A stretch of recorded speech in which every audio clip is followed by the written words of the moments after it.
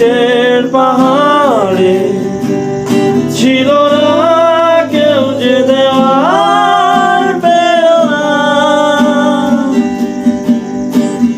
যন্ত্রে বাঁধা মন ছিল ক্লান্ত অসহায়, অর্ধেকে নাশু প্রিয় বন্দুকের ছায়া।